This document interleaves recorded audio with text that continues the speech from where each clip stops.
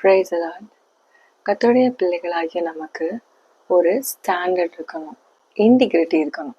நான் இதெல்லாம் செய்வேன், நான் இதெல்லாம் செய்ய மாட்டேன் அப்படிங்கிற ஒரு ஒழுங்குமுறை நம்ம வாழ்க்கையில இருக்கணும்.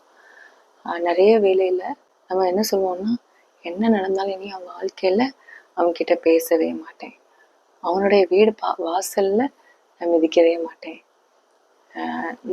எனக்கு ஏதாவது ஆச்சுன்னா கூட, ஒருவேளை நான் செத்து போயிட்டா கூட இவங்க வந்து பார்க்கக்கூடாது.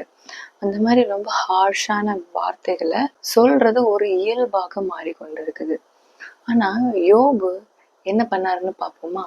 யோபு அதோட 27வது அதிகாரம் 5வது வசனத்தில் வாசிக்கும் போது, என் ஆவி பிரியும் மட்டும் என் உத்தமத்தை என்னை விட்டு விலக்கேன்.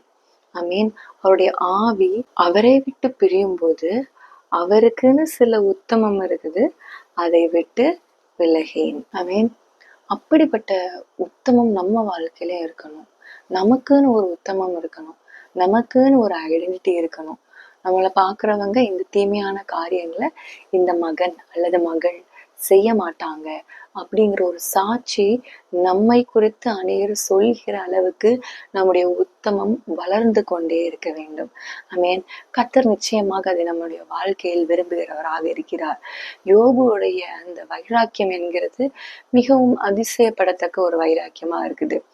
எனக்கு உடம்புல இருந்து அந்த ஆவி போறது வரைக்கும், எனக்கு உயிர் போறது வரைக்கும் இந்த உத்தமத்துல இருந்து நான் வந்து மாற மாட்டேன். எனக்குன்னு ஒரு உத்தமம் இருக்குது, அந்த உத்தமத்தை விட்டு நான் என்ன ஆனாலும் மாற மாட்டேன். இந்த நாள்ல நம்மளும் அந்த முடிவு எடுப்போம், எனக்குன்னு சில உத்தமம் இருக்குது. ஆமீன். அந்த உத்தமத்தின்படி நான் நடப்பேன். அநேக வார்த்தைகளை நமக்கு கர்த்தருடைய வேதம் கற்றுக்கொண்டிருக்கிறது.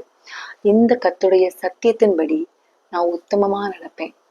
இந்த வார்த்தையை மீறி நான் நடக்க மாட்டேன். இந்த வார்த்தை எனக்கு என்னென்ன கற்றுக் கொடுக்கிறதோ அந்த வார்த்தைகளை என் மனதார ஏற்றுக்கொண்டு அந்த உத்தமத்தில் நடப்பேன் என்று இந்த நாளை ஆரம்பியுங்கள். கர்த்தர் நிச்சயமாக உங்க வாழ்க்கையை குறித்து பிரியப்படுவார், சந்தோஷப்படுவார். ஆமேன். பரலோகம் உங்களை குறித்து கழிகூறும். கர்த்தர் நிச்சயமாக அந்த வார்த்தைகள் உங்களை ஆசீர்வதிப்பார். God bless you all.